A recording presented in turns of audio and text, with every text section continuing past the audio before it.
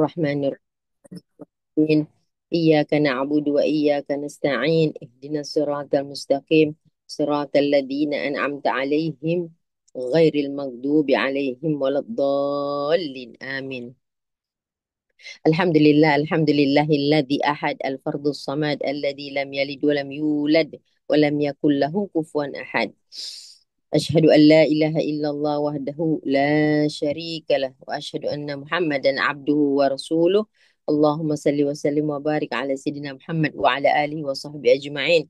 اللهم صل وسلم وبارك على سيدنا محمد وعلى آله وصحبه أجمعين. اللهم صل وسلم وبارك على سيدنا محمد آله وصحبه أجمعين. اللهم أنت ربي لا إله إلا أنت خلقتني وأنا عبدك وأنا على عهدك ووعدك ما استطعت أعوذ بك من شر ما صنعت أبوء لك بنعمتك علي وأبوء بذنبي فاغفر لي فإنه لا يغفر الذنوب إلا أنت.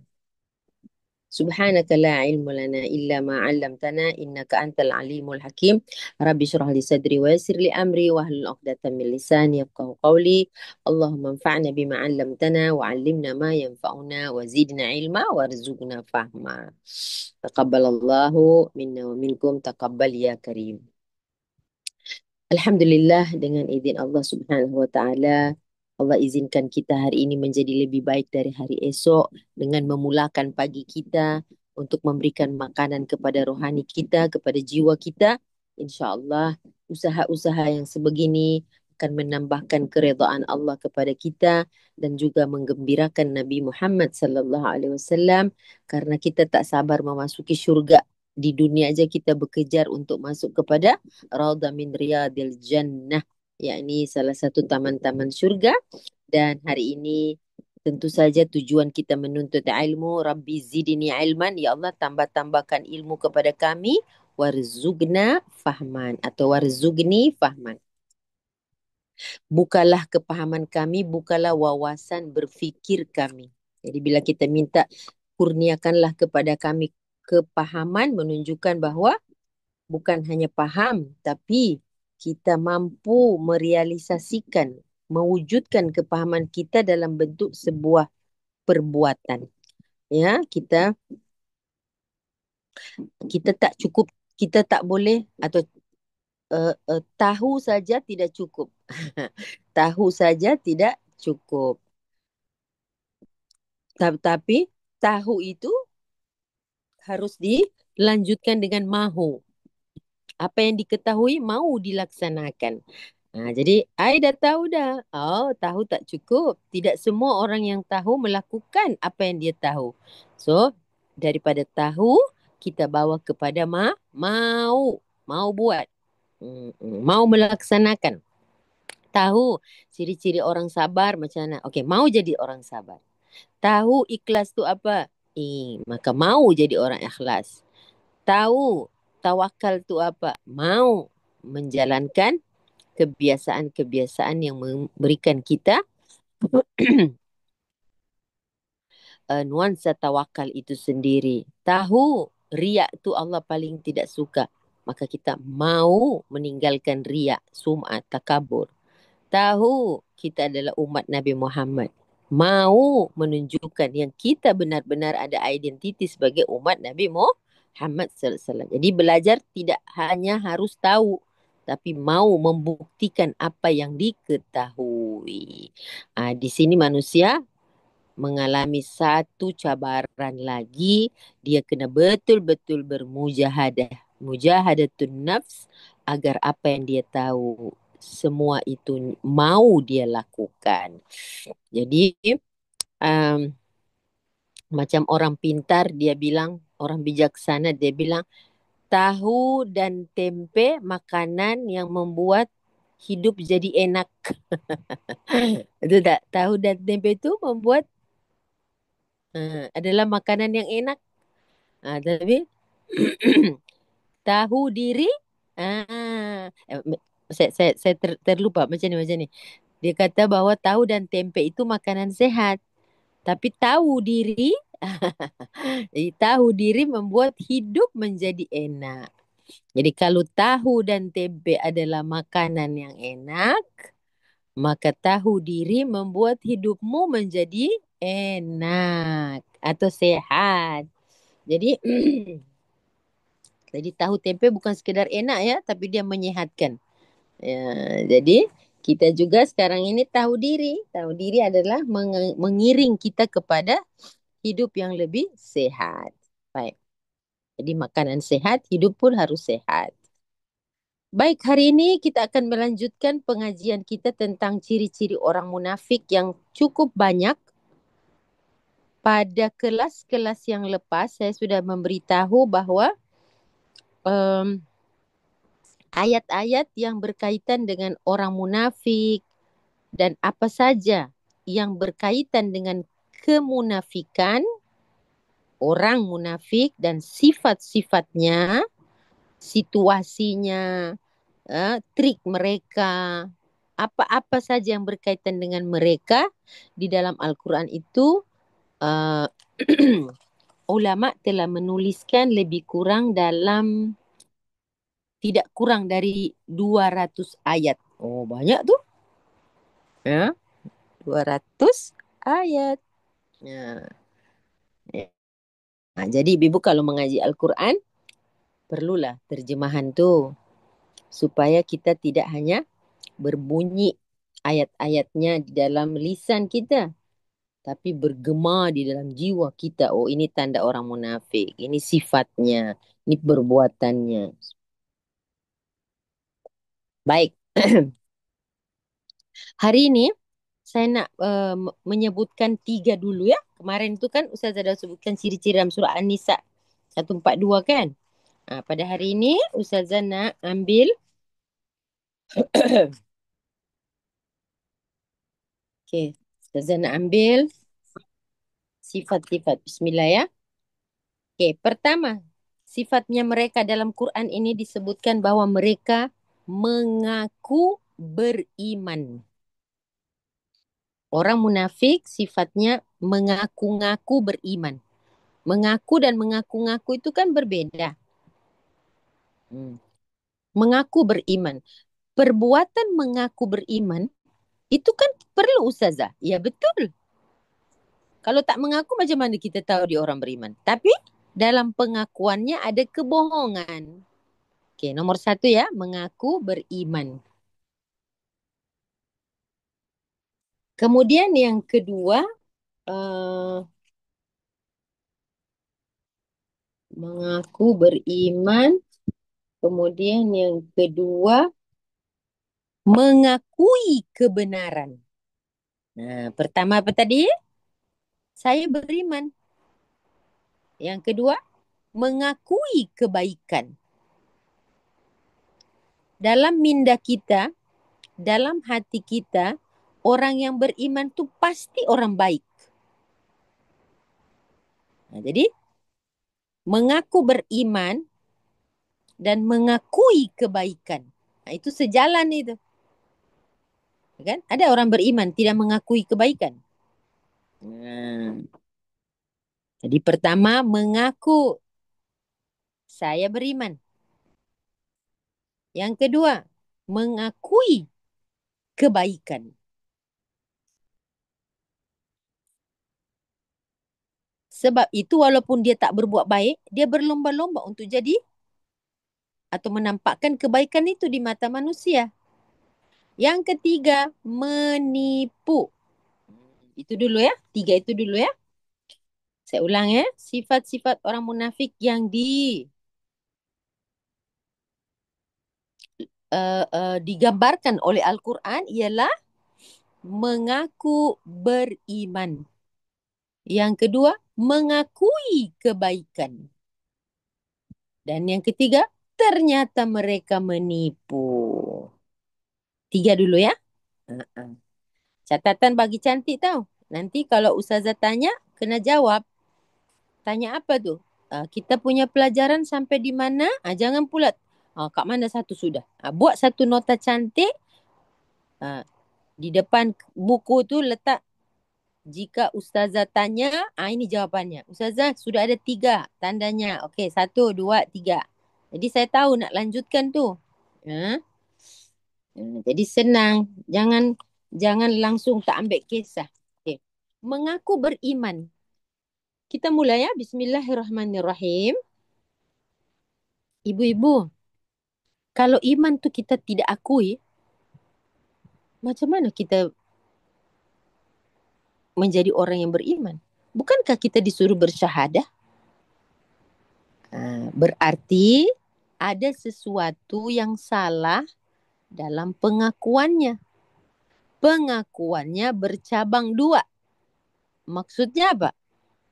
Yang di lisan tak sama dengan yang di hati. Pengakuan tu tak salah. Pengakuan tu tak salah. Wajib mengaku. Salah satu ialah bersyahadah.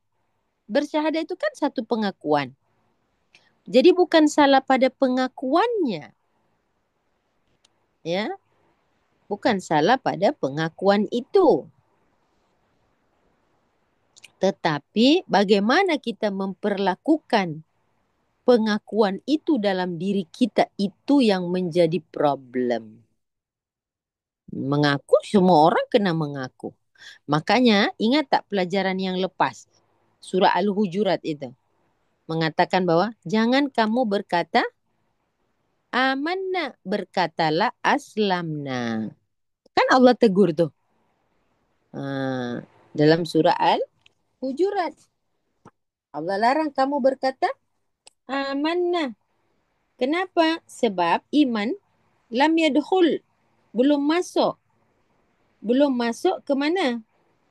Lam yadkhulil iman, belum masuk iman kamu itu ke dalam fi qulubikum.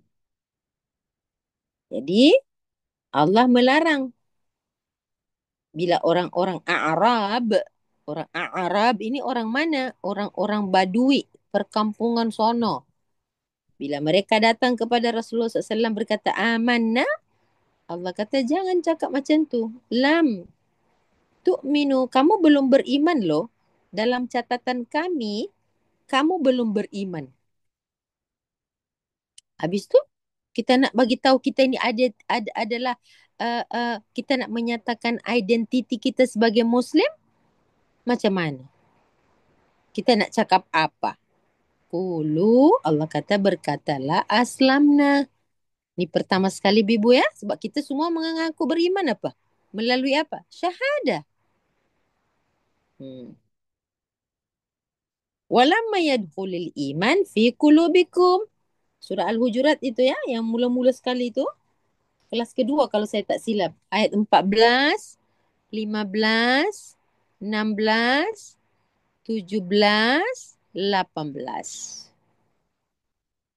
Buat catatan cantik. Susun bagus-bagus. Tulis rapi-rapi.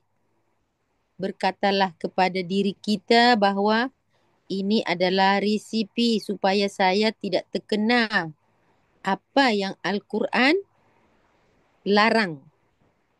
Yakni kita berkata amanah tapi kita tak buat macam apa yang kita cakap. Munafik.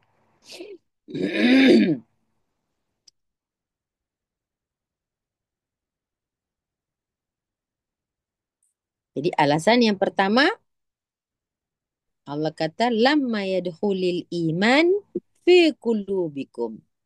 So berkatalah aslamna. Okey. Surah Al-Hujurat 14 sampai 18. Sekejap ya. Saya nak bawa ibu-ibu pergi ke surah mana ini? Sebentar ya. Surah Al-Baqarah kalau saya tak silap ingat. Surah Al-Baqarah ya.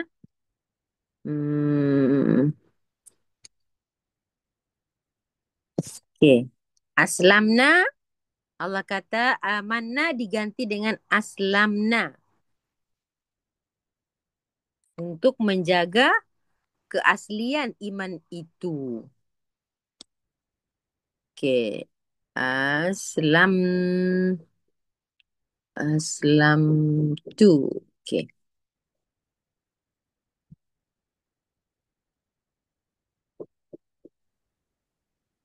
Al-Baqarah ayat berapa ya? Sekejap, ya. Saya teringat ini sebenarnya saya Allahu ja'ala lagu. Okey, Nabi Ibrahim ya. Nabi Ibrahim dalam surah Al-Baqarah tu. Ayat 130.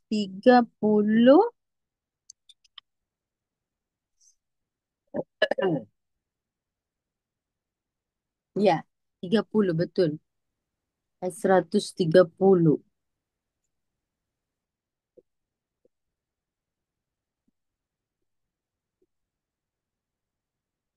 Sudah Fariza? Jumpa? Ayat 130 ada tajuk di situ. Tunggu.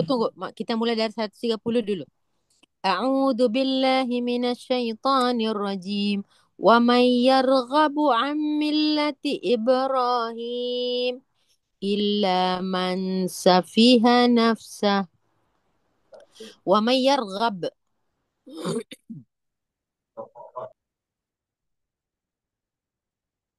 Tidak ada yang membenci kepada agama Ibrahim. Maksudnya tak ada orang yang kalau adalah orang yang membenci kepada agama yang dibawa oleh Nabi Ibrahim itu, pasti dia adalah orang yang safiha. Safiha jamak dari sufaha. Illa man safiha nafsah. Tidak ada orang yang membenci kepada agama Ibrahim, melainkan orang tersebut adalah orang yang safiha nafsah. Memperbodoh dirinya sendiri. Maksudnya siapa yang tak bersetuju, siapa yang bangkang, siapa yang aneh-aneh dalam kepercayaan kepada millah Ibrahim, itu orang yang safihan nafsah. Membodohi dirinya sendiri. Walaqad istafainahu fid dunya. Kamu tahu tak? Ibrahim ini kami yang pilih. Sungguh kami yang telah memilih Ibrahim itu. Menjadi imam, menjadi imamnya manusia, menjadi rasulnya Allah. Dan Ibrahim itu adalah dipanggil Abul Anbiya, bapaknya segala nabi. Karena daripada Nabi Ibrahim lah berkembanglah Ismail dengan Ishak alaihimussalam. Disitulah terjadi perkembangan nabi-nabi yang mana keturunannya menjadi nabi. Maka itu juga salah satu yang disebut Ibrahim Khalilullah. Wa innahu fil akhirati, Ibrahim itu di akhirat laminas salihin. Dengan ayat ini, Ibu tahu tak? Dengan ayat ini menunjukkan bahawa memang pun tak ada siapa yang menolak Ibrahim setelah itu. Ibrahim memang diambil oleh 3 kepercayaan. Diambil oleh siapa? Orang Nasrani mengatakan itu nabinya. Orang Yahudi mengatakan itu nabinya. Orang Islam mengatakan itu nabinya. So Nabi Ibrahim ini nabi yang tidak ada yang mempertentangkannya. Semua berebut-rebut mengatakan Ibrahim itu nabi kita. So Nabi Ibrahim itu diterima di semua kepercayaan. Ya.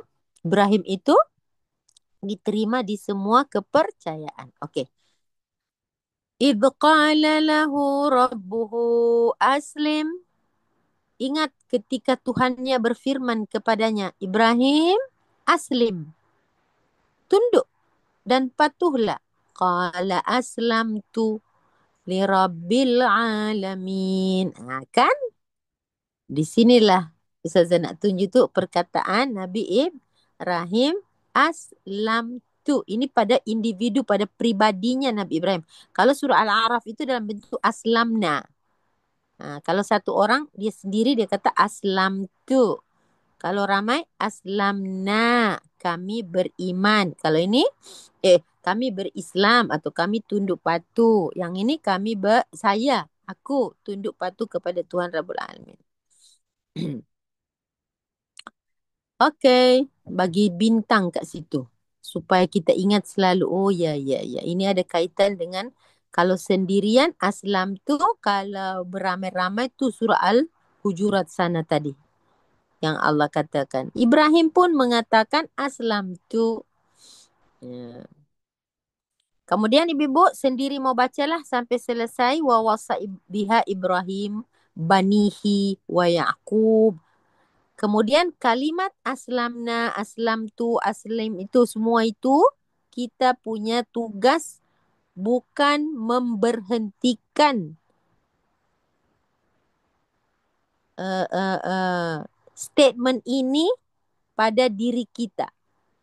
Tapi tugas kita setelah bertaslim, ya, tugas kita selepas itu ialah Allah kata, coba ikut cara Ibrahim itu. Cara Ibrahim tu bagaimana Ustazah?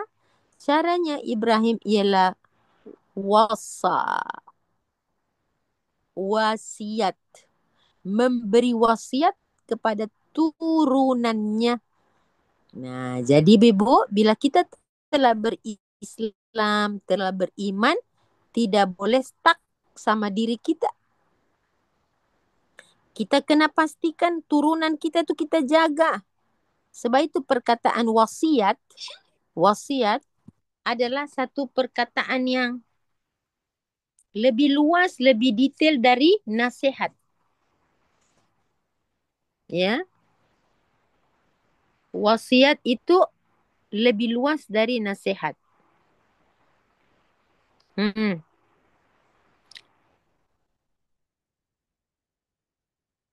Sebelum kita mati, pastikan wasiat iman dan Islam telah sampai ke anak turunan kita. Jangan sampai kita risau. Kalau saya mati ni, sian anak-anak saya. Tak ada rumah lagi. Tak ada pekerjaan lagi. Siapa yang memberi makan kepada mereka? Itu semua tak payah dipikir. Tak payah dipikir sampai kita harus mengorbankan diri kita, memastikan setiap anak ada rumah, setiap anak ada pekerjaan. Itu bukan kerja kita. Mereka mempunyai Tuhan Ar-Razzaq, Dzul Quwwatil Matin. Allah sudah adakan rizki mereka. Ya.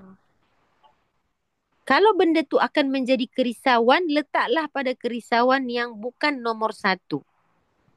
Sebab yang kita nak letakkan pada kerisauan nombor satu ialah wasiat iman, wasiat Islam. Sehingga itu ibu-ibu akan jumpa pada ayat yang ke-100. Berapa tu? 33. Ya. Bila Nabi Ibrahim mewasiatkan iman kepada Nabi Ishak, Nabi Ishak melahirkan Nabi Ya'qub. Nabi Ya'qub melahirkan 12 anaknya. Maka apa? Kata ayat 133. Ma ta'buduna min ba'di. Wahai anak-anakku, apa yang akan kamu sembah selepas ayah tiada lagi di muka bumi? Inilah wasiat iman. Kan? Dan ini mulai hilang pelan-pelan dari diri kita, dari family kita. Kita pikir iman itu masing-masing punya urusan. Na'udzubillah min zalik. Sebab itu sebelum tutup majlis, kita selalu menutup dengan wal asr. Ada apa di kawal asr? Watawasau bil haqq. Watawasau bis sabar. Berwasiat-wasiatlah kamu. Sampai menyampaikanlah kamu.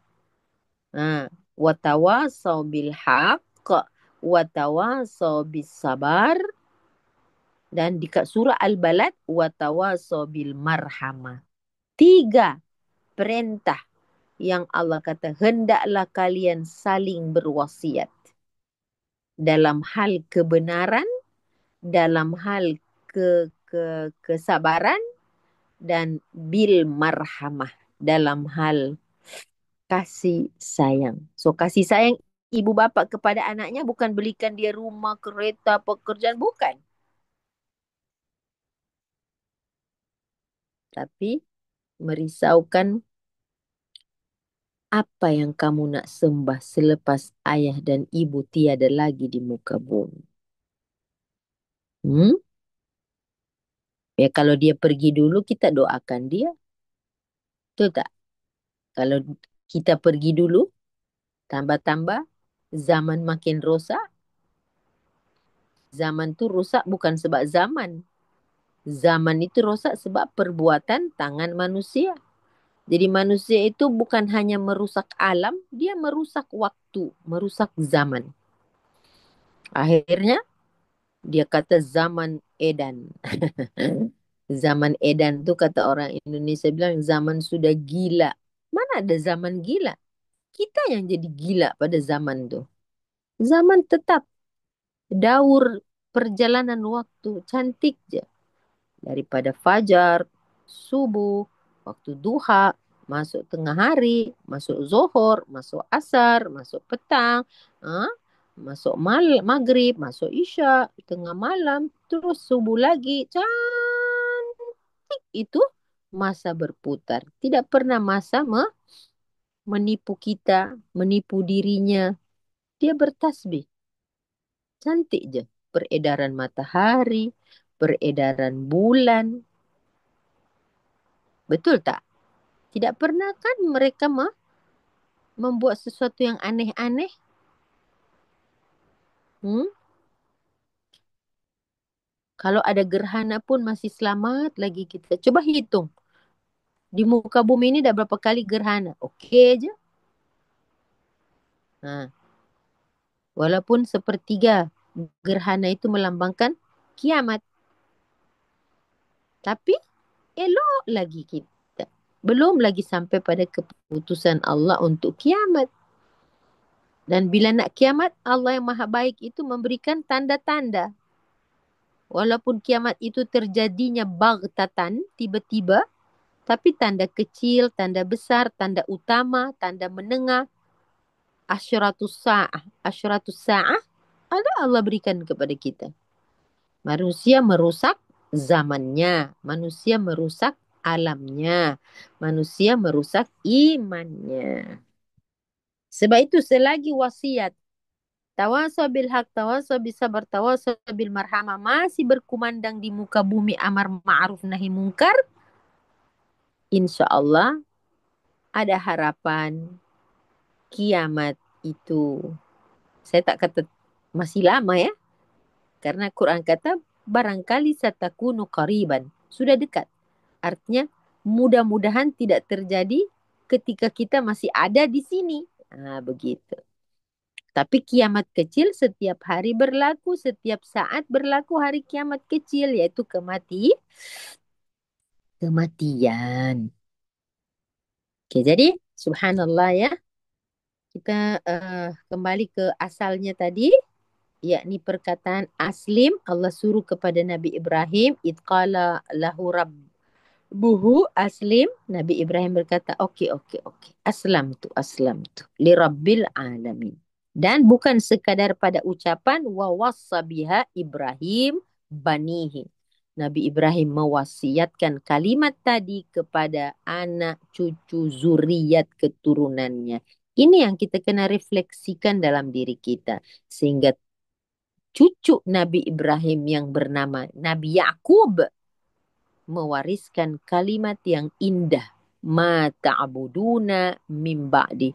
Wahai anak-anakku, ayah nak pastikan apa yang kamu akan sembah selepas atau sepeninggalan aku nanti. Cantik kan? Ini tugas kita sebagai ibu bapa, sebagai seorang yang memegang amanah keluarga. Kita boleh bergaduh pasal harta warisan. Kita boleh senyap pasal iman. Wal'iyadzubillah. Kita boleh bergaduh pasal warisan yang sikit. Ya, kita boleh senyap tentang keislaman. sesebuah keluarga.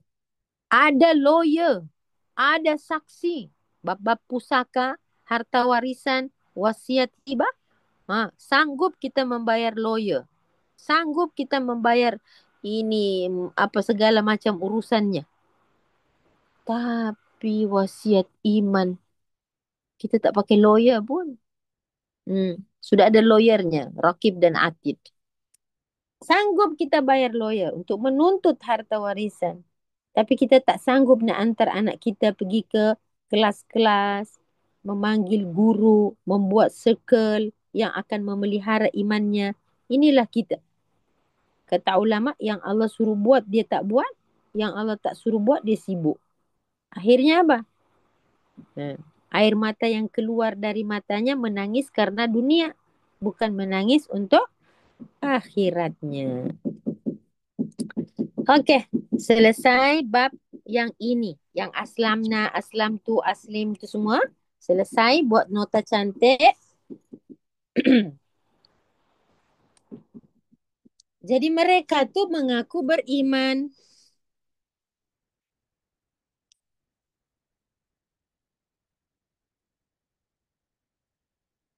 Hmm. Okey, sudah ya.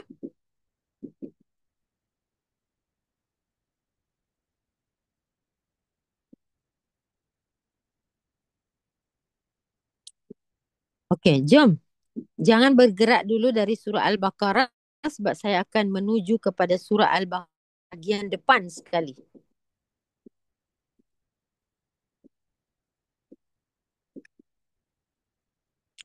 Ini sangat clear. Ayat 8. Surah Al-Baqarah yang sangat clear, sangat-sangat sudah terang lagi bersuluh. Macam itulah. Ya. Sifat orang yang orang munafik ni, mereka satu, mengaku beriman. A'udzu billahi minasyaitonir rajim. Wa minan nasi, di antara manusia, may yaqulu amanna billahi wa bil yaumil akhir. Ada yang berkata, amanna billah. Kami beriman pada Allah. Wa bil yaumil akhir. Kami juga beriman pada hari akhir. Wa ma hum bimu'minin. Wah. Wa ma hum bimu'minin adalah penilaian Tuhan terhadap perkataannya. Ini menakutkan. Berkatalah 10 kali amanna, amanna, amanna. Tapi Allah kata, wa ma hum bimu'minin. Ayat ini cukup menggegarkan jiwa. Allah kata, ni penilaian kami ya. Allah kata, seolah-olah Allah nak beritahu. Ni penilaian kami di langit terhadap imanmu. Ada tu manusia-manusia dia bilang amanna, amanna, amanna. Aslamna, aslamna. Tetapi wa mahum bimu'min. Dia bukannya beri kepada Tuhan. Amanna billah. Bahkan dia juga wa bil yaumil akhir. Ibu-ibu kalau rajin membaca, salah satu di antara kebiasaan Rasul sallallahu alaihi wasallam dalam beberapa hadis kita biasa dengar man kana yu'minu billahi wal yaumil akhir. Siapa yang beriman kepada Allah dan hari kiamat? Ada kan hadis-hadis yang begitu? Biasa ibu baca tak? Jumpa tak? Siapa yang beriman kepada Allah dan hari akhirat? Falyukrim dhaifahu fayakul khairan. Barang siapa yang beriman kepada Allah dan hari kiamat, muliakan tetamu. Barang siapa yang beriman kepada Allah dan hari kiamat, berkata yang baik-baik. Kan ada tuh hadis-hadis yang golongan barang siapa yang beriman kepada Allah dan hari kiamat kan. Bukan saja Rasulullah SAW kata, tapi Allah sendiri yang mengatakan itu ada dua. Satu kepada Allah, satu kepada hari kiamat. Once dia berkata iman kepada Allah, segala yang terkaitnya itu berkumpul dalam satu pernyataan keimanan itu. Bukankah rukun iman ada 6, Ustazah? Iyalah. Pertama sekali ialah amanna billah. Itu wa malaikat, wa kitab atau wa kutubihi, wa rusulihi. Kemudian hari kiamat, kemudian takdir. Kan? Nah, bila Allah sebut dua ini, beriman kepada Allah dan yaumil akhir, karena apa? Allah nak menekankan bahwa di yaumil akhir itulah kamu bisa memetik atau mendapatkan reward dari kami, hasil keimananmu. Kalau kita, ibu-ibu, manusia itu kan ketika dia menyatakan beriman kepada hari kiamat, di situ sebenarnya Allah sedang mengajarkan kepada kita tentang result yang akan kamu lihat dari hasil pengakuanmu. Sebab hari kiamat bukan hari kematian, hari kesudahan. Tapi hari kiamat adalah hari kebangkitan semula. Kalau hari kiamat adalah hari kemusnahan and then nokta stop, tak payahlah buat baik kat dunia ni. Lepas mati jadi tanah balik, tak ada hisab, tak ada mizan, tak ada pemberian reward. Ya sudah, habis itu. Tapi bila Allah sebut amanna billahi wal yaumil akhir, maksudnya yaumil akhir ini bukan nokta, titik penamat. Bahkan dia adalah titik pemula yang kamu punya iman tu tak sia-sia. Islam kamu akan dituliskan sepanjang hidup.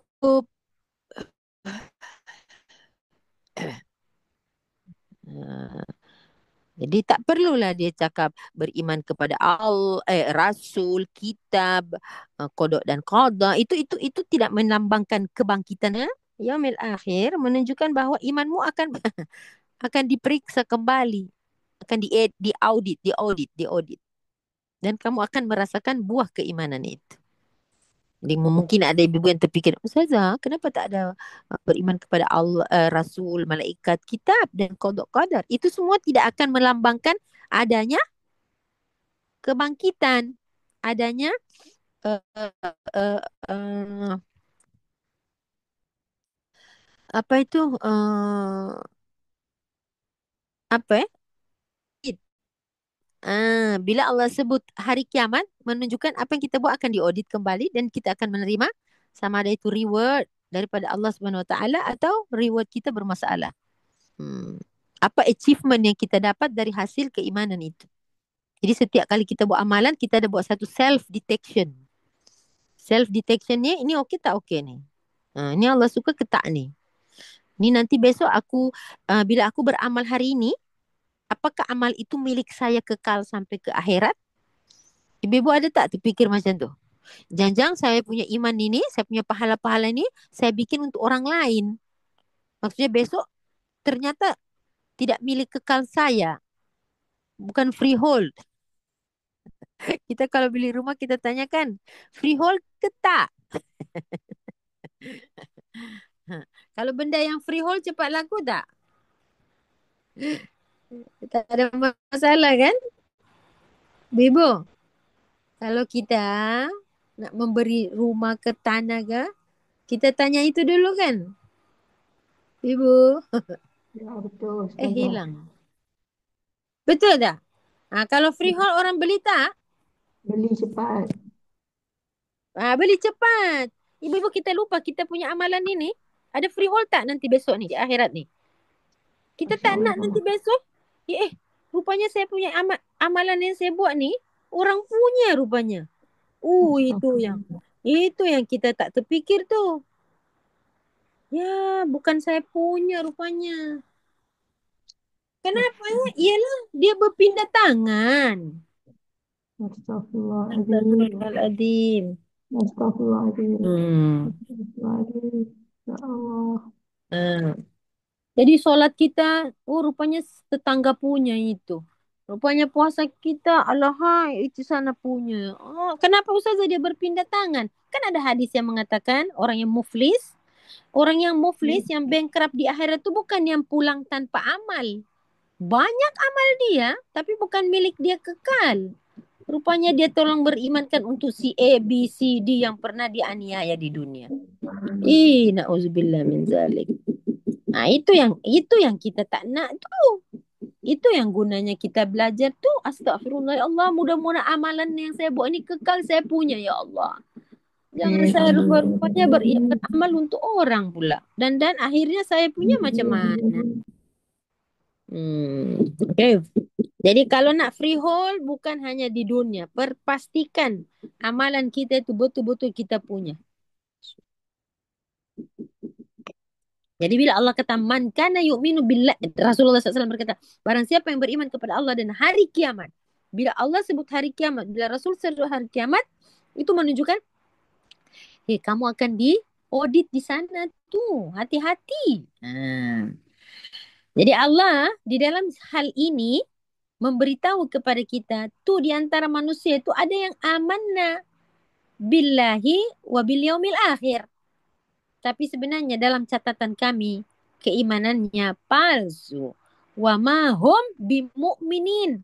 Sebenarnya mereka tak beriman. Ya Allah, kalau Allah cakap, saya beriman ya Allah, 7 turunan saya beriman. No, you tak beriman. Aduh Tuhanku. Imanmu bermasalah. Itu yang kita sentiasa nak istighfar, nak sentiasa menambah baik, perbaikan dengan amalan-amalan yang sunnah. Jangan riak, jangan sombong, jangan takabur. Sebab kita tak tahu. Kita tak tahu bagaimana nasib kita ni. Jadi, ayat 8 sampai ayat 20. Surah Al-Baqarah ni, ayat 8 sampai ayat 20. Tugas ibu-ibu membacanya. Karena disinilah sifat orang munafik yang Allah sebutkan pertama kali dalam juzuk pertama surah kedua. Sudah banyak kali Ustazah ulang. Ayat 1 sampai ayat 5 ibu-ibu hafal. Betul tak? Alif lam mim dzalikal kitab. Itu orang beriman tuh. 1 sampai 5 orang beriman. Walladin innal ladzina kafaru, itu orang kafir tuh, ayat 6 dan 7 ibu-ibu. Ayat 6 dan ayat 7 itu orang kafir. 2 ayat je orang kafir. Kalau orang mukmin 5 ayat. 1 sampai 5 orang mukmin. 6 dan 7 orang kafir. Orang kafir sikit je Ustazah ya. Padahal orang kafir banyak ya. Tapi Allah sebut 2 je. Ya. Sebab orang kafir itu jelas penentangannya. Tak payah banyak cerita. Sudah terang lagi bersuluh.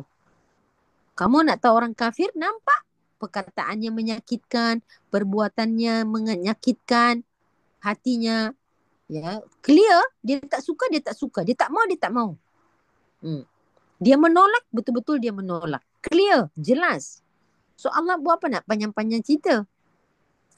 Yang Allah panjang-panjang cerita ni ayat 8 sampai 20. Sebab mereka golongan yang not transparan. Mereka bersembunyi di sebalik tujuan-tujuan tertentu. Jadi orang-orang munafik ini kewujudannya berbeda-beda ibu-ibu. Ada yang menyatakan masuk Islam untuk apa? Melindungi dirinya. Melindungi hartanya. Melindungi anak keluarganya. Melindungi kehormatannya. Ada tujuannya bukan melindungi semua itu tapi mengintip. Jadi spy. Dan mereka akan melakukan kerusakan dari dalam. Ada yang menyebutkan mereka masuk Islam terang-terangan. untuk mendapatkan kebahagiaan dunia saja.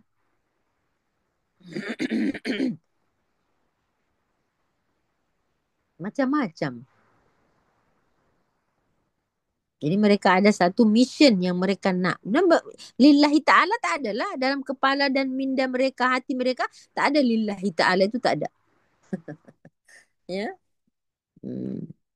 Hawa nafsunya lah yang menjadi Tuhan mereka. Apa yang mereka inginkan? Keselamatan di dunia, ya, kebahagiaan di dunia, bahagian dunia yang mereka utamakan. Highlight ayat 8. Wa mahum bimu'minin. Oke, ayat 8. Yukhadi'un Allah. Mereka hendak menipu Allah. Teruskan ibu baca sampai ayat 20. Jadi totalnya ada berapa? 13 ayat. So every day bila kita nak mengaji Quran, kita kan mulai dari Al-Fatihah. Katakan hari ini saya nak baca surah Al-Kahfi, Ustazah. Hari ini saya nak baca juzuk 15, juzuk 20, juzuk 8. Tidak boleh tidak, Anda kena baca Fatihah dulu. Betul tak? Dalam Al-Fatihah itu ada apa? Ada ihdinas siratal mustaqim. Tunjukkanlah kami jalan yang lurus. Kan? Surah Al-Fatihah sudah di kepala kita. Sudah di hati kita. Tapi macam mana pun ibu-ibu tengok atau tak tengok surah Al-Fatihah tu. Tapi sebelah surah Al-Fatihah Muqaddimah ayat 1 tu. Al-Baqarah ayat 1 tu. Itu adalah seolah-olah Allah sedang bertanya kepada kita. Makcik, hari ni posisimu di mana? Di 5 atau 2 atau 13? Macam tu. Nanti sekejap lagi kita baca Al-Quran asar. Kita baca Al-Fatihah lagi.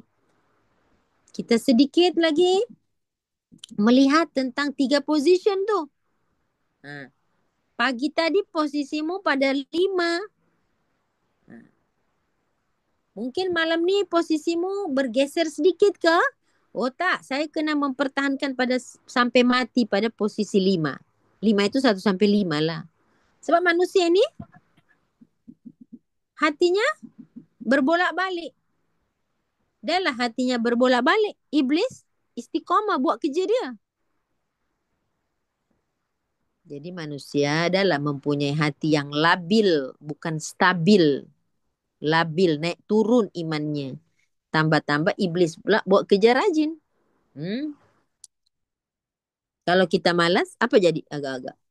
Kalau kita don't care, kalau kita ignore, kalau kita hidup sembarang hidup, apa jadi dengan iman kita agak-agak? Iya. Boleh jadi kita tak jadi orang kafir pun. Tapi sifat-sifat kemunafikan mustahil terbebas dari diri kita. Mustahil. Nah, inilah tugas kita setiap hari nak mendetek. Jangan sampai posisi saya bergeser atau bergerak dari 5 menuju kepada 8 hingga 13. Waliyahzubillah. Allah berkata, fi qulubihim maradun. Dalam hati-hati orang-orang ini semua ada penyakit. Adakah ibu-ibu sudah memastikan walaupun badan sehat, tubuh badan kita sehat walafiat? Semalam dah ambil darah Ustazah, Alhamdulillah doktor kata saya 100% sehat. Tapi darah yang kita ambil tidak bisa mengesan sifat-sifat mazmumah di dalam qalbun kita. Allah kata orang munafik ini fi qulubihim maradun. Dalam mereka punya hati ada penyakit. Hati yang secara batin ya, bukan hati kita yang liver itu, bukan. Ya. Saya disahkan sehat Ustazah. Sel darah merah saya bagus, sel darah putih saya bagus. Ya, uric acid bagus, semua bagus. Betul. Tapi kalau orang tersebut dia tidak bisa menjaga lisannya, tidak bisa menjaga matanya, tidak bisa menjaga keikhlasannya, tetap dalam hatinya ada maradun, ada penyakit. Penyakit apa? Ya ragu, lemah iman, dengki, nah, dendam, malas. Nah, ini semua yang ada di dalam mereka punya hati. Dan Allah kata, kalau kalian tidak memastikan penyakit-penyakit hati itu terhapus dari hatimu, zadahumullahu marada. Allah tambah lagi penyakit itu. Yalah, contoh, ibu-ibu, kita sendiri tahulah diri kita kan. Saya ini kalau tulis misalnya 10 sifat-sifat buruk dalam diri kita. Betul tak sudah terbebas 10 sifat itu? Belum tentu. Ya, pertama mungkin iri, pemarah, pemalas, ya, pendendam. Nah, coba senaraikan sifat-sifat buruk tuh. Lepas tu kita sendiri jangan tunjuk orang, kita sendiri tengok nih. Berbohong, cakap banyak. Coba senaraikan sifat buruk tu. Lepas tu bagi presentasi prosentase. Peratusan berapa saya ini? Dengki berapa persen? Masih ada. Malas berapa persen? Sombong berapa persen? Coba senaraikan benda-benda tu. Kalau kita tidak berusaha mencuci sifat-sifat ni, Allah kata zadahumullahu marada. Allah tambah. Allah tambah. Ustazah, kenapa Allah tambah? Maksudnya hatimu menjadi keras karena Allah membiarkannya. Bagaimana cara Allah menambah? Kemarin pemarah saya cuma 5, sekarang dah jadi 7. Allah tambah ke tu? Tak, maksudnya bukan tambah dalam jumlah. Maksudnya hati kita bertambah keras. Nasihat yang masuk, dia tidak lekat. Dia masuk kanan, keluar kiri. Yang kedua, kenapa Allah tambah? Maksud Allah tambah di situ, maksudnya Allah biarkan. Allah biarkan orang itu. Kenapa Ustazah Allah biarkan? Sebab orang tersebut tidak mendatangi Tuhannya. Contoh, sakit. Sakit. Sakit apa? Sakit jasmani. Dia tidak mau pergi jumpa dokter. Dia tidak mau makan obat atau mengobati dirinya. Itu penyakitnya hilang ke makin parah? Makin parah. Ada orang dia tak mau cek kesihatannya misalnya. Kenapa tak cek? Tak nak. Saya takut. Biar. Ada kan orang yang begitu. Lagi saya cek, lagi saya takut. Baik, biar je. Tiba-tiba tengok-tengok, dah stage 4. Contoh. Bukan sedikit orang seperti ini. Dah lah lifestyle tak jaga. Ya. Modal dia apa? Bismillahilladzi la yadurru. Tapi berkesan lah Ustazah, itu kan ayat-ayat daripada langit. Bismillah. Betul. Tapi kau tidak menjaga apa yang diamanahkan oleh Allah dan Rasul. Kau sembarangan hidupmu. Ketika kita diuji lagi dengan sesuatu, kita akan bilang, oh rupanya ayat itu tak power lah. Bila kita sudah mulai berkata ayat itu tak power, maka kita sudah meletakkan keraguan-raguan. Akhirnya apa? Kita mulai kecewa dengan Allah. Ada orang dia baca 1 kali, power ayat itu. Oh rupanya bukan because of ayat saja. Lifestyle dia menjaga amanah nikmat itu. So semua ada berkaitan ibu-ibu.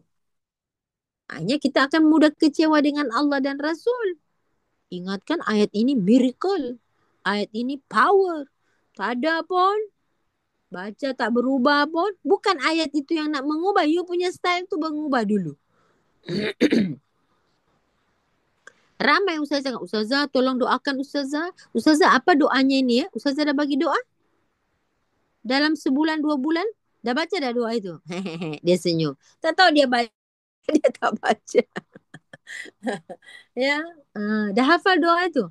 Ya, emergency nak jumpa ustazah, nak jumpa ustaz, nak jumpa tok guru.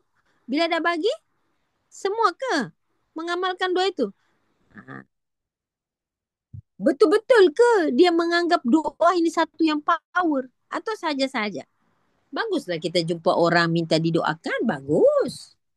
Tapi adakah lepas tu, bila dia mintakan doa itu dan sudah dibagi, diamalkan? Saya tak ingat. Kalau 10 orang, 10-10 amalkan doa itu. Pasti adalah yang amal itu, bukan tak ada. Mungkin hanya seorang, 2 orang saja. Ya, itulah kita. Semua yang kita tahu belum tentu kita mau buat. Ya kan? Tapi kalau orang itu ada kemauan, insya Allah dia mau cari tahu.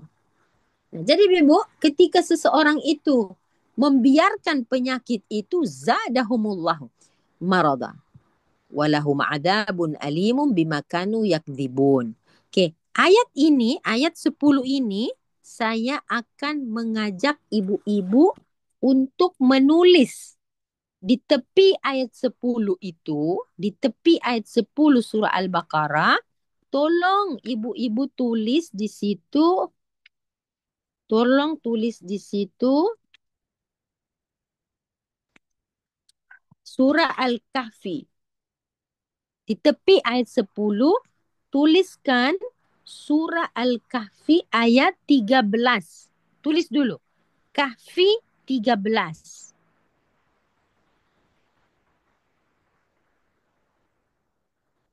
Lepas tu baru pergi ke surah Al-Kahfi.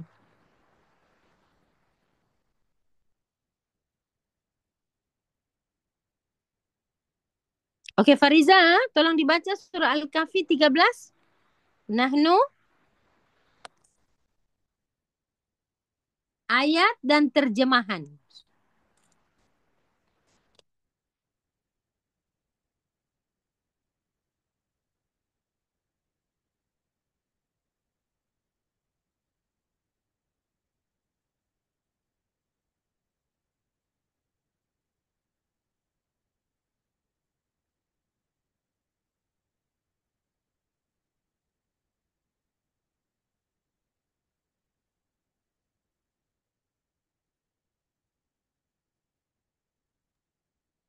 Faizal muka 294.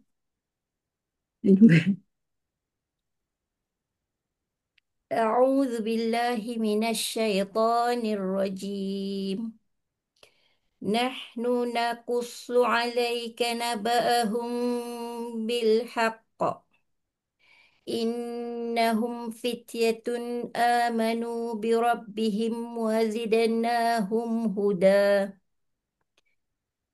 Maknanya kami ceritakan kepadamu wahai Muhammad perihal mereka dengan benar. Sesungguhnya Mereka situ siapa? mereka Ashabul Kahfi. okey. Sambung salah. Iya. Sesungguhnya mereka itu ialah anak-anak muda yang beriman kepada Tuhan mereka dan kami tambahkan mereka dengan hidayah. Okey. Saya teringat ayat ni karena di dalam surah Al-Baqarah tadi tu Allah kata zadahumullahu marada. Ada perbedaan di sini. Bebo, kata kunci untuk 2 ayat ini ialah tambah. Zadahum. Yang sini zidnahum. Garis bawahi, tolong underline atau buat circle pada perkataan tambah. Golongan yang disebut dalam surah Al-Baqarah, golongan apa Kak Nora? Munafik, betul? Orang munafik ada penyakit di hatinya. Ada maradun.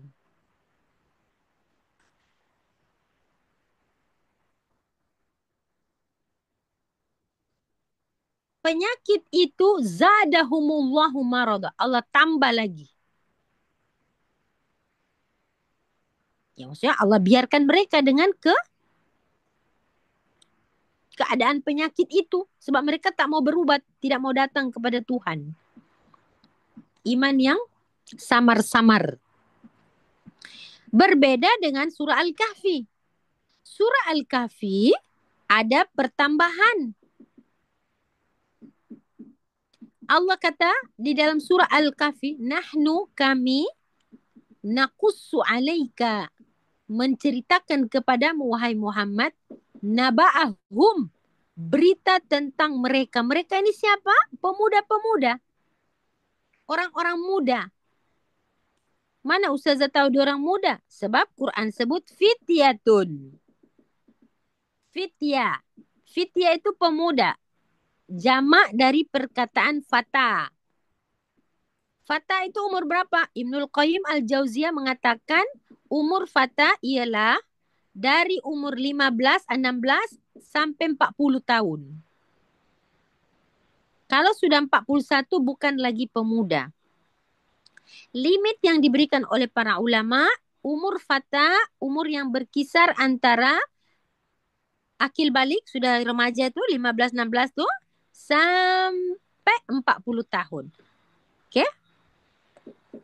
4 itu dipanggil dewasa ya.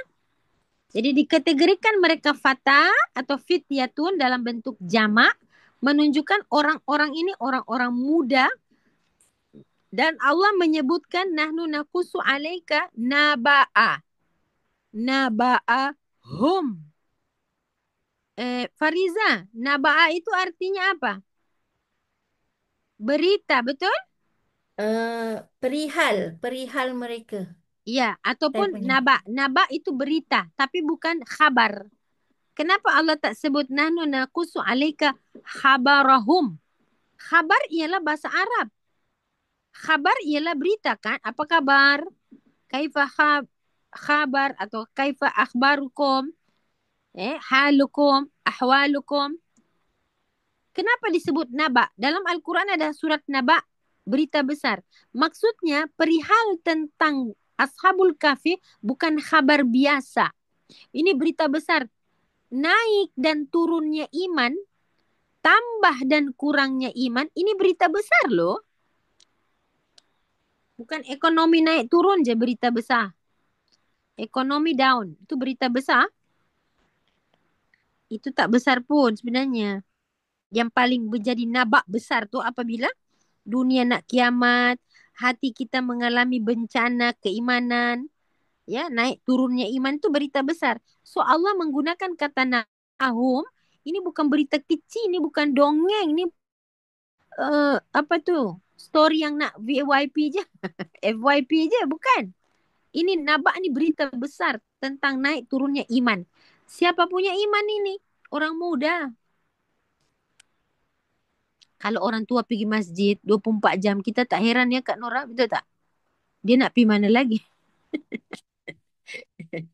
Tapi kalau orang muda, astagfirullahaladzim, tentu dia menjadi buah bibir sebutan orang. Ialah orang muda biasa tempatnya di mana?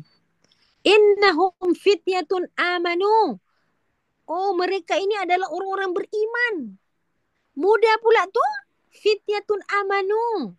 Bukan senang mencari orang muda yang beriman. Birabbihim. Dan apa? Apa Allah buat kepada orang beriman ini? Zidnahum huda. Masya Allah. Kalau keimanan boleh bertambah, berarti penyakit juga bisa bertambah. Okey, betul tak Kak Nora? Saya minta respon, saya minta feedback dari anda tentang message dari 2 ayat ni. Kita fikir iman jangan tambah. Allah kata, ya kalau kamu tidak kamu uruskan penyakit dalam hatimu, zadahumullahu marada. When Allah biarkan kita, penyakit, dendam, iri, malas itu akan bertambah. Because you tidak datang kepada Tuhanmu untuk disembuhkan. Okey, saya minta sedikit feedback Kak Nora. Kalau bisa atau ibu-ibu yang lain. Mungkin terbuka minda kita melihat perbandingan 2 ayat ini. Okey, silakan. Tak pandai nak menyampaikan Ustazah tapi sangat faham. So kalau kita tak menjaga hati kita dan kita tidak mendekatkan diri kita kepada Allah, kita akan lebih leka dan lalai kepada duniawi. Hmm. Hmm. Kalau bila Ustazah sebut tadi Fatah, Kak Nora teringat kisah, minta maaf lah nanti nak bercerita macam seolah membangga diri. Anak Kak Nora. Sebab tu dia belajar di France. Dia adalah Hmm. anak muda Hmm. yang baru umur 18, 19, 20 macam tu lah. And dia pesan kakak lah sentiasa pergi berjemaah. And dia setiap kali akan cuba berjemaah di surau atau masjid. Because Ustazah faham kan kalau di France dia ada nama tempatnya kakak Nura dah lupa dah.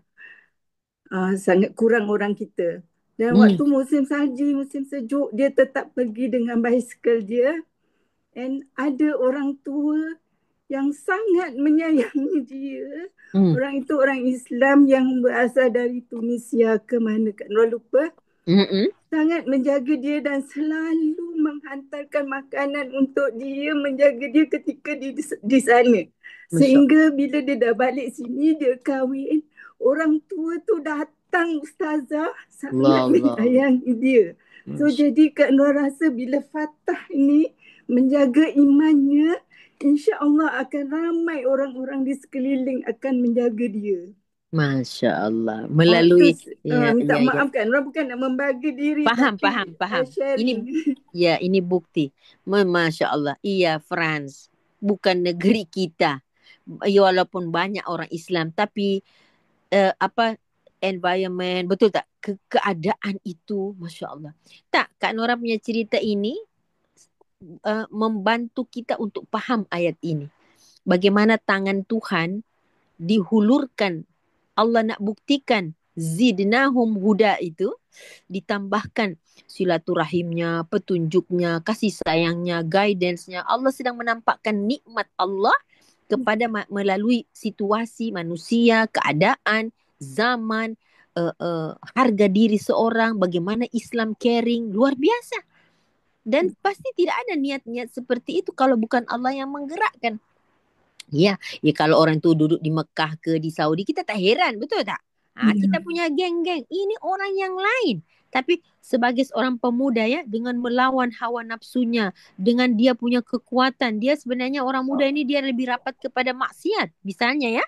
Ya kita orang yang muda, apalah pengalaman hidupnya. Berbeda dengan orang tua. Orang tua ni dia sudah menuju kepada satu alam yang dia dah nampak. Tapi orang muda dia tak pun nak mati. Ya, sebab itu Allah cinta.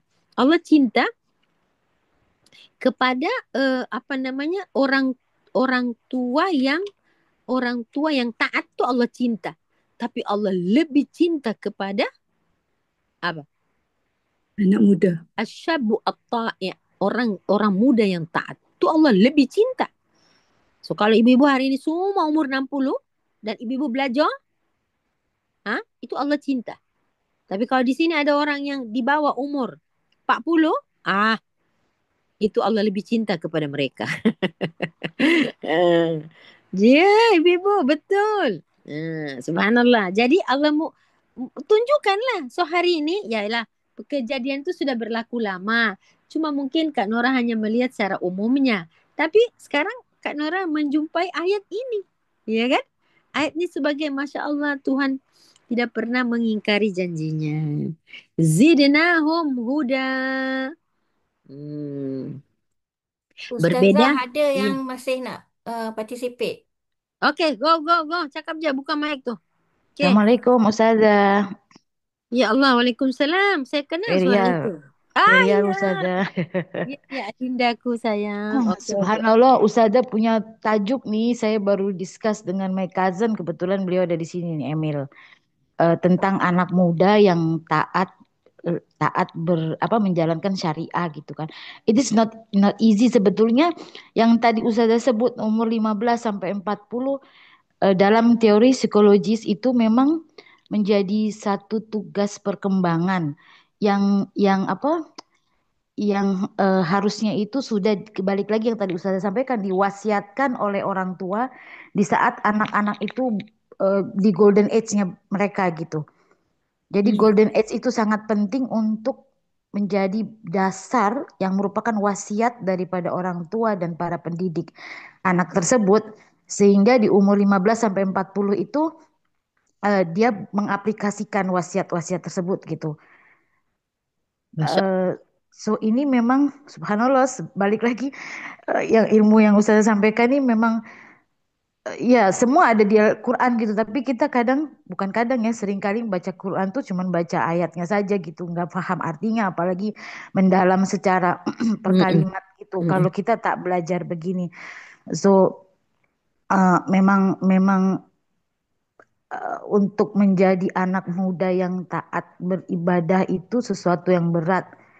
Karena wasiat yang diterima itu dari orang tua kurang. Dan bahkan orang tua itu sendiri tak paham benda ini. So mereka pun tak mewasiatkan kepada anak-anak mereka. eh saya pun bukannya mewasiatkan dengan sempurna pun, tapi memang diingatkan kembalilah kita ini semuanya untuk Mm-mm. kalau kata orang Indonesia tuh lebih bawel lagi gitu sama anak-anak, tapi dalam dalam cara yang mungkin berdiskusi ya, and then Iya. memberikan bukti-bukti kalam Allah ini gitu, dan kalau Mm. boleh mengajak mereka masuk dalam taskira-taskira seperti ini. Gitulah Mm. Ustazah, terima kasih banyak untuk hari ini. Assalamualaikum Iya, warahmatullahi iya. wabarakatuh. Syukran. Terima kasih Ibu Ferial. Ibu Ferial ini seorang psikiatri ya, Masya Allah. Bergerak di bidang psikolog. Jadi Alhamdulillah saya ada teman diskusi ini, Masya Allah. Beliau pun, Ustazah, ya, salam. saya Ada, Hamzah. ya. Okey, cuma ini soalan nak bertanya pada Ustazah lah pendapat kan. Sebagai seorang yang merisaukan bencana dunia pada hari ini. Bencana dunia dan bencana hati kita sendiri. Macam ayat 10, siapa lagi dekat dengan Allah secara ringkasnya, maka Allah bagi petunjuk lagi. Tambah petunjuk lagi. Okey, macam contohnya kisah 7 pemuda Ashabul Kahfi yang ditidurkan. Macam mana kita sebagai umat Islam yang zaman tenat ni, which is dunia tak salah, tapi yang merosakkan adalah tangan-tangan manusia itu sendiri. Kita nak implementkan supaya kita ni tak campur dengan macam 7 pemuda ni dikurniakan oleh Allah untuk duduk di dalam gua selama 309 tahun. So macam mana yang kita ni umat Nabi Muhammad yang orang kata apa, takkan nak pergi duduk gua seorang-seorang kan, tunggu sampai kiamat. So macam mana yang kita ni nak implement dalam kehidupan seharian kita seperti mana 7 pemuda Ashabul Kahfi ni. Terima kasih Ustazah. Okey, cantik Kak Hamidah. Masya Allah ya, Subhanallah. Okey. uh, Macam mana kita nak duduk di gua? Syekh Mutawali Sya'rawi, beliau adalah mantan rektor Al-Azhar, seorang mufassir kontemporer. Syekh Mutawali Sya'rawi, tolong catat namanya, meninggal tahun 98. Okey, banyak video-video beliau di dalam apa namanya? Apa tu? YouTube dan lain-lain sebagainya, IG, TikTok, ya. Banyak kuliah-kuliahnya. Gua yang dia maksudkan, bahkan saya ada bukunya. Sebelum ada media sosial lagi, beliau sudah banyak menulis buku dan beliau punya satu tafsir namanya Tafsir Asy-Sya'rawi. Itu luar biasa cantiknya. Isinya luar biasa loh. Ya. Kalau Imam Ibnu Katsir daripada zaman dulu, kalau beliau ini zaman now. Zaman now. Okey, Kak Hamidah, di dalam Al-Quran ini kita jangan memahami kalau disebut gua lah tu kena pergi masuk kat gua. No. Syekh Mutawali Sya'rawi menjabarkan tentang gua secara hakiki dan ma'nawiyah. Majlis ilmu adalah gua. Ketika misalnya Kak Hamidah masih muda, saya nak bekerja, saya nak beraktiviti sebagai seorang muda, kok disuruh masuk gua? Tak, gua dalam maksud maknawi, masuklah ke majlis ilmu, ke masjid, kepada circle-circle yang menjaga iman. Apa tujuan Ashabul Kahfi masuk ke gua? Apa? Menjaga iman, menjaga fitnah akidah. Nah, majlis ilmu, ya, bentuklah circle-circle. Contoh macam kita COVID kemarin tuh. Allah menjadikan rumah kita seperti gua. Seolah-olah Allah memindahkan, saya ulang, seolah-olah Allah memindahkan fungsi masjid itu pindah ke rumah. Tak apa, kunci masjid tuh. Seolah-olah Allah memindahkan sekolah dekat rumahmu. Selama ini kau tidak menjadikan rumahmu sebagai masjid, sebagai sekolah. Berapa lama kita lockdown? Dan berapa lama orang berjaya membaca dirinya sendiri. Jadi gua itu jangan pikirkan gua nak pergi gua Batu Cave je lah, nak pergi gua Tempurung. Oh tak. Bukan begitu. Ada makna yang mendasar dan sangat punya makna yang tersirat dari perkataan gua itu bila diimplementasikan pada zaman hari ini, Kak Hamidah. Jadi salah satu jawaban yang Ustazah nak beri itu majlis ilmu, apa lagi tu, daurah. Macam biasa kita tengok Yaman buat daurah 40 hari, ada buat daurah 10 hari. Inilah gua hari ini. Kalau di bulan Ramadan, 10 hari terakhir kita beriktikaf. Kita memisahkan diri daripada kehidupan dunia untuk menguruskan hati kita. Iya, 2 jam. Anda perlukan gua itu 2 jam dalam diri Anda. Berkhalwatlah Anda bersama Allah. Anda boleh buat setiap hari masuk ke gua Anda. Makanya seorang perempuan itu, di rumahnya dia boleh menciptakan gua-gua itu. Masuklah dalam mihrab. Sebagaimana Zakaria pernah bermohon dalam mihrab.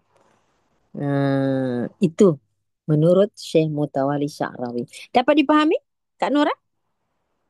Iya. Bukan maksudnya pergi masuk kat gua-gua, pilih gua mana lagi. No. Situasi berbeda, tapi mesejnya sama. Menjaga fitnah. Coba kita tak masuk majlis ilmu tu. Setahun sekali masuk majlis ilmu. Fitnah melanda kita ada 365 hari. Satu hari je masuk majlis ilmu tu. Boleh tak kita membentengi diri kita? Tak pernah baca Quran, solatnya 5 minit setiap hari, ya, mudah sekali tercalar iman kita. Nah, jadi bentuklah circle-circle. Sampai-sampai para ulama berkata, para penuntut ilmu ini adalah orang-orang yang bisa memperlambat datangnya hari kehancuran. Ya betul. Kita bukan saja-saja kan saya kata, kalau masuk majlis ilmu, rajin, Kak Nora rajin, iyalah waktu kosong banyak Ustazah, tak tahu nak buat apa. Bukan nak isi waktu kosong. Nak isi jiwa yang kosong. Nak isi hati yang kosong. Sebab apa yang dalam hati, dalam jiwa ni, dia bukan konstan. Dia bukan tetap. Ada syaitan kiri kanan mendatangi kita dari 4 arah untuk mencabut iman kita. Dan istiqamahnya syaitan iblis tu tak boleh lawan. Ya, mereka punya istiqamah betul-betul luar biasa daripada kita menjaga iman kita. Nah, jadi subhanallah, Kak Hamidah, untuk mempersingkat jawaban, itulah maksudnya. Ya. Jadi setiap kita tidak ada alasan kita dah tak boleh masuk gua, kita kerja macam mana nak cuti, bukan. Ya, bukan seperti itu maksudnya. Ya, baik. Ustazah, jazakillahu khairan katsiran. Okey, jadi masuk masjid beriktikaf, ya, di rumah kita boleh ciptakan itu. Nah, sekarang kita akan masuk kepada perkataan zidnahum zadahum. Okey, highlight itu. Nah, ibu-ibu, setelah menulis ayat 13 pada surah Al-Baqarah tadi, itu ayat berapa tadi? Ayat 9 ya? Ayat 8 ni. 9. Kita tulis dekat surah Al-Kahfi tu, tulis Al-Baqarah ayat 9. Fi qulubihim maradun fazadahumullah marad. Jadi, penyakit bisa masuk di hati. Iman pun tempatnya di hati. Penyakit masuk di hati. Fi qulubihim maradun. Dalam hati tu boleh terkena penyakit. Ya, kufur tu penyakit, sombong tu penyakit, something yang bad itu penyakit lah. Virus lah kira, kuat tak kuat, cepat pergi atau menetap, itu kan. Dan Allah juga menjadikan hati itu tempatnya iman. So masalahnya sekarang ni hidup itu adalah satu perjuangan untuk mensucikan hatimu. Makanya kalau hati itu sudah mulai banyak titik-titik hitam, cepat dicuci. Ya macam kaki kita kalau pakai jalan tak pakai slipper, tak pakai stocking, tak pakai kasut kan mudah kotor dibandingkan dengan kita pakai stocking. Nah, bila terjadi kekotoran di kaki kita, pergilah cuci. Cuci dengan air berbeda dengan cuci dengan sabun. Dikatakan bahwa taubat itulah sabunnya. Taubat itulah airnya. Ya, penyesalan. Janji kepada Allah. So hari-hari Allah telah bantu kita menggugurkan dosa-dosa kita melalui wuduk yang setiap hari kita. Setiap hari kita lakukan 5 kali sehari itu. Allah bantu loh kita. Didatangkan air, mensucikan jiwa, merasa segar, merasa nikmat dengan kondisi air itu. Subhanallah. Penat macam mana kalau dah dapat air kan? Ya Allah. Subhanallah. Maha baiknya Engkau ya Allah. Kita saja yang hidup sembarangan tanpa menilai dan menikmati nikmat-nikmat itu. Okey, settle. Ya Allah Fariza, dah pukul berapa ni? Ya Allah, 11 lebih. Terus ada kelas lagi. Kena keluar dari rumah ni. Okey, sebentar. Pergi ke surah 14. Surah 14. Ayat 14 suratul Baqarah. Kita patah balik ke depan.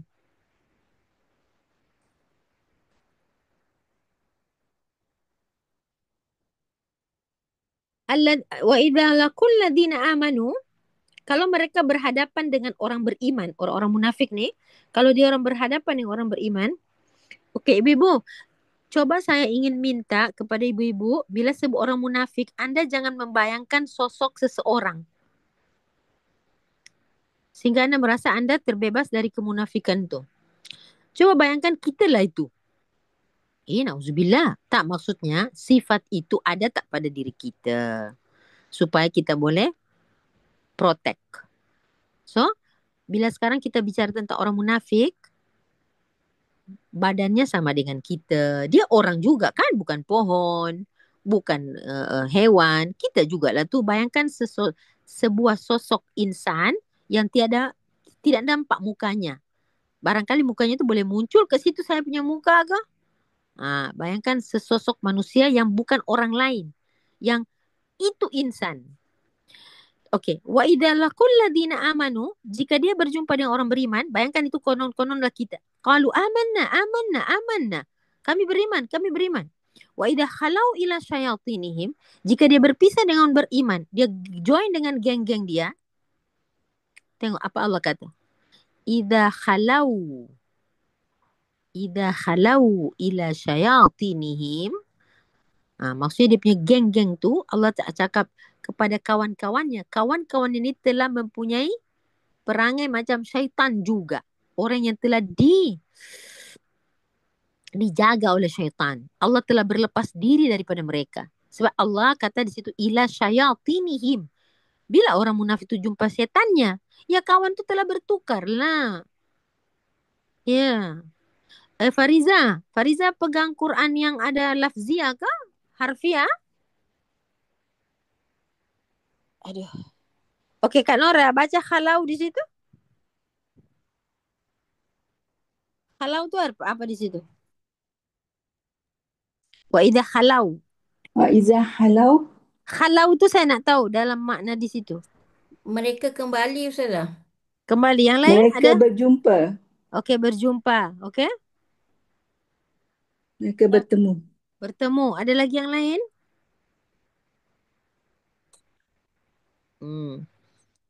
Jika dia bergabung maksudnya. Dia be together dengan dia punya geng, Allah tak sebut ila ashabi, sahabat-sahabat. Kenapa Allah sebut ila syayatinihim? Ini kita kena highlight. Jika mereka join dia punya grup, Allah tak panggil lagi grup ke hizbuhum ke farquhum ke, Allah sebut syayatinihim. Maknanya lifestyle mereka, mindset mereka sudah hancur kena godaan syaitan. Mereka kembali Ustazah. Iya, maksudnya dia be together kan dia akan berinteraksi ya. Bila mereka dengan geng mereka, Allah saya pelik itu Allah kata syayatinihim. Sebab apa? Kalau kita sebut syaitan, kita fikir makhluk syaitan yang di alam gaib itu. Tapi sebenarnya mereka bukan di alam gaib nih, mereka di dunia ni. Tapi Allah telah mengumpamakan kawan-kawan itu macam syaitan. Betul?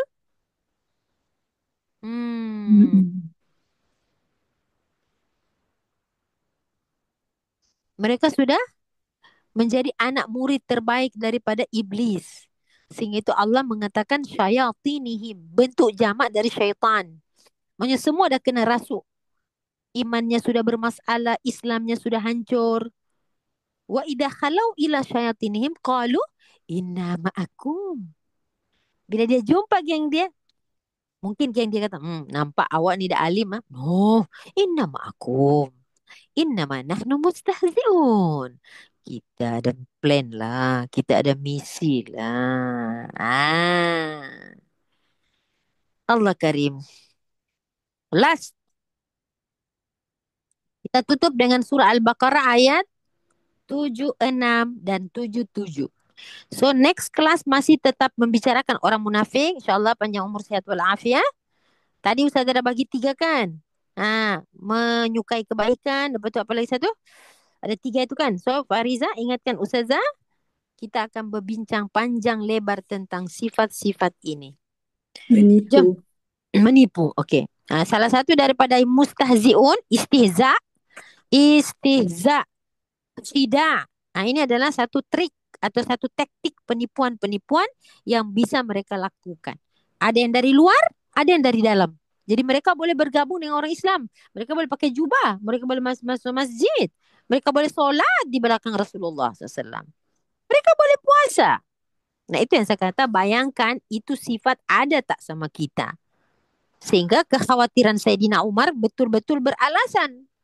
Sayyidina Umar ni orang yang dapat privilege card untuk masuk syurga.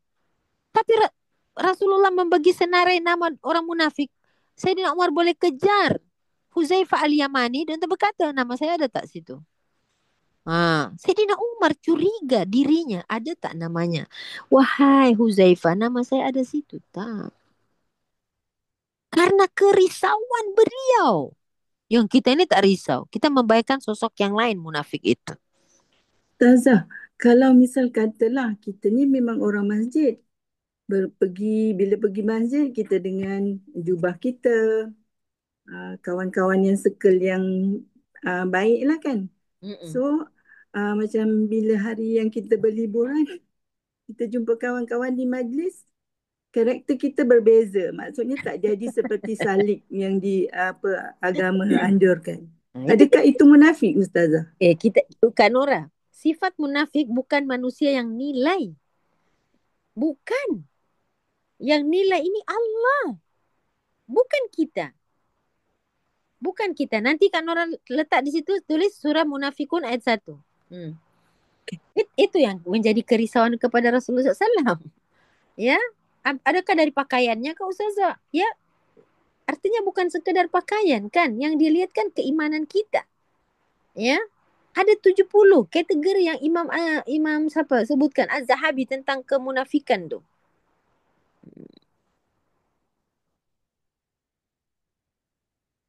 Okay, tak apa. Tulis je. Bukan nak suruh tengok. Tulis je. Sebab saya nak pergi dulu ke sana. Al-Baqarah 76.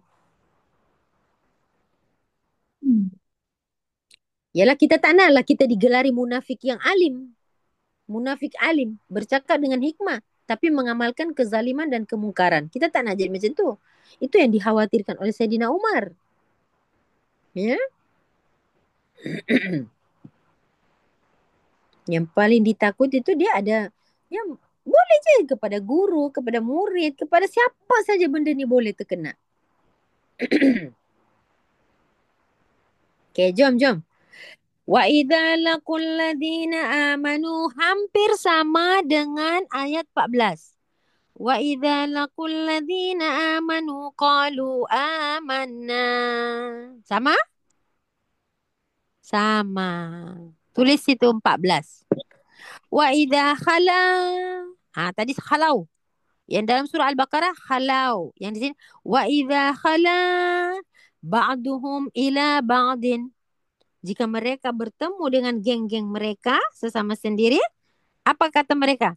Qalu atuhaddithunahum bima fatahallahu alaikum. Patut ke kamu ceritakan pada mereka, orang-orang Islam tu, dengan apa yang telah diterangkan oleh Allah kepada kamu dalam kitab Taurat mengenai kebenaran Nabi Muhammad? Maksudnya, you kan ada Alkitab, you nak cerita ke yang mana Muhammad tu ada dalam Taurat? Tak payahlah cerita kat dia. Macam tu. So ini mereka menyembunyikan. Ini sifat apa? Menyembunyikan. Liyuhajukum bihi inda rabbikum afala taqilun. Awala ya'lamuna anna Allah ya'lamu ma yusirruna wa ma yu'linun. 76, 77. Ibu-ibu, kan orang-orang munafik ini dari kalangan Yahudi di Madinah ini, mereka kan tahu ya'rifuna Muhammad kama ya'rifuna abna'ahum. Mereka tahu Nabi Muhammad sama seperti mereka kenal anak mereka. Mereka tak nak mereka punya geng mengatakan kepada orang-orang Islam bahawa iya dalam kitab kami ada nama Muhammad tu. Ada berita tentang kedatangannya. Atuhajukum bihi inda rabbikum. Kamu nak ke berhujah dengan mereka tentang ini? Kamu tak fikir bahayanya. Jadi ketika bertemu dengan orang mukmin, mereka mengaku beriman, memperlihatkan kebenaran. Tapi bila mereka sama geng mereka, mereka nifak. Nifak artinya kembali kepada kemunafikan. Menafikan pengakuan yang pertama tadi. Okey. Ibu-ibu. Saya tutup ini ayat.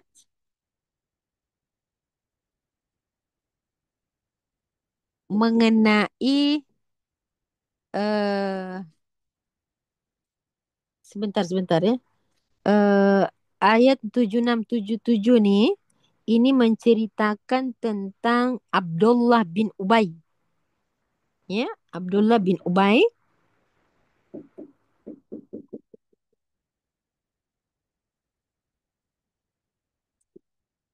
Kemudian ibu-ibu kena tahu ya, di Mekah tidak, masa mula-mula turun wahyu, di Mekah tidak terdapat orang munafik. Orang munafik di Yathrib. Di Yathrib, di Madinah. Nah,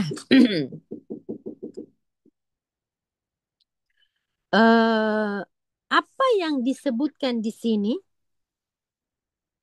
adalah mereka ingin menyembunyikan isi Taurat. Isi kitab suci mereka yang mengabarkan tentang Nabi Muhammad.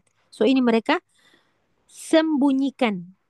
Makanya pada ayat ke-77 Allah kata awala ya'lamuna anna Allah ya'lamu ma yusirrun. Tidakkah mereka tahu bahwasanya Allah tahu apa yang mereka rahasiakan? Yusirrun wa ma yu'linun, dan apa mereka lahirkan. Okey, yusirrun di situ ialah pengetahuan tentang Nabi Muhammad. So maksudnya jangan cerita kat dia orang lah. Orang Islam kan tak, umat Muhammad kan tidak baca Taurat. Ya, walaupun ya Umar salah seorang yang membaca kitab Taurat. So mudah sekali menerima Islam walaupun ketika itu pernah menolaknya selama 5 tahun.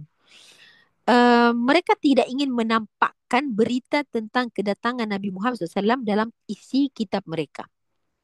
Sehingga mereka kata, atuhaddithunahu, kamu nak cerita ke kepada orang-orang Islam ni tentang benda yang kita orang sebenarnya tak nak akui mereka punya Nabi itu. Kita tak nak menjadikan apa yang dalam kitab Taurat mengenai kebenaran kedatangan Muhammad itu jadi hujah mereka untuk nak kalahkan kita. Itu kata mereka ya, ayat 76. 77 itu statement Allah. Okey.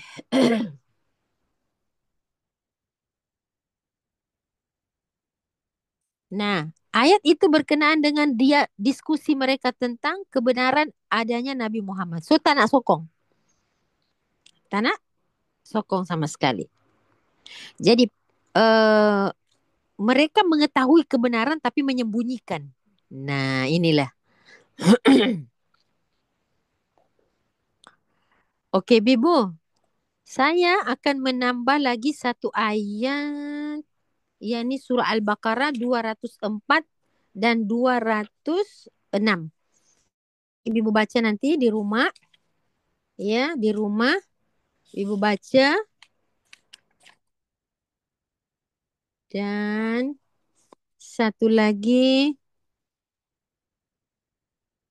surah An-Nisa 60. An-Nisa 60. Okey. Ya. An-Nisa 60.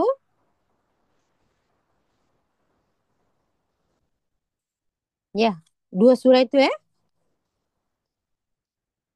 Okey. Sekian pengajian kita hari ini. Ya. Sudah ada kelas lagi nih. Ingatkan saya Fariza, nanti saya mau tulis dalam poster lagi, hari ini tak sempat posternya. Okey, Nanti Ustazah. ingatkan saya WhatsApp Ustazah, takut saya lupa nih. Ya. Jadi ayat itu nanti menjadi kajian dan ibu-ibu kena tekan di dalam mungkin anda nak cari dalam Wikipedia siapakah Abdullah bin Ubay bin Salul dan siapakah Abdullah bin Salam. Okey, dua tokoh itu tolong jadikan homework untuk nak tahu tokoh-tokoh yang sangat popular di kalangan orang munafik. Jadi kita tak nak cakap banyak, kita kena buktikan mana individu yang terkait itu. Ya, pertama siapa? Abdullah bin Ubay bin Salul.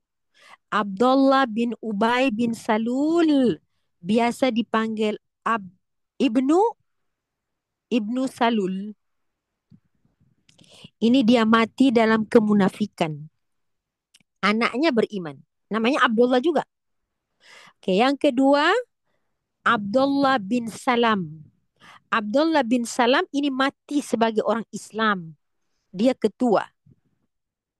Ini orang yang betul-betul keimanannya luar biasa kepada Rasulullah.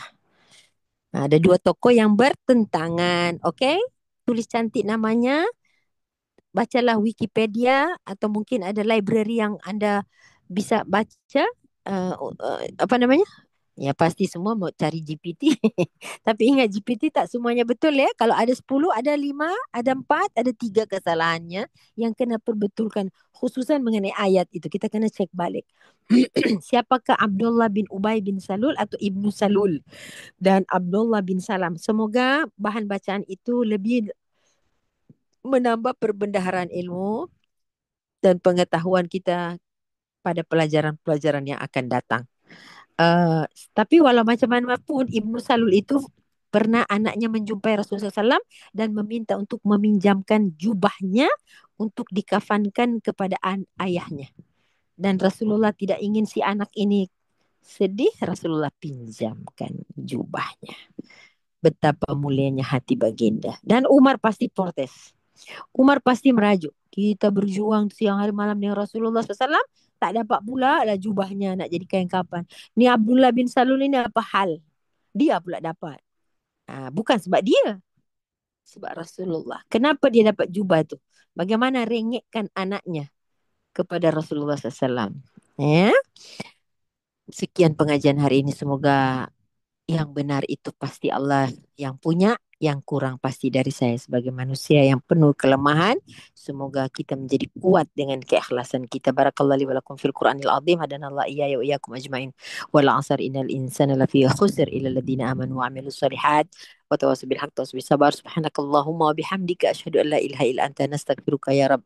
Nastaghfiruka ya rabb wa natubu ilaik. Sallallahu ala sayyidina Muhammad wa ala alihi wasallam. Alhamdulillah alamin. Assalamualaikum warahmatullahi wabarakatuh. Syukran ibu. Jazakumullah. Salam. Terima kasih Waalaikumsalam Ustazah. warahmatullahi Assalamualaikum. wabarakatuh. Terima kasih Ustazah. Terima kasih sahabat semua. Terima kasih Fariza. Assalamualaikum. Terima kasih Faiza.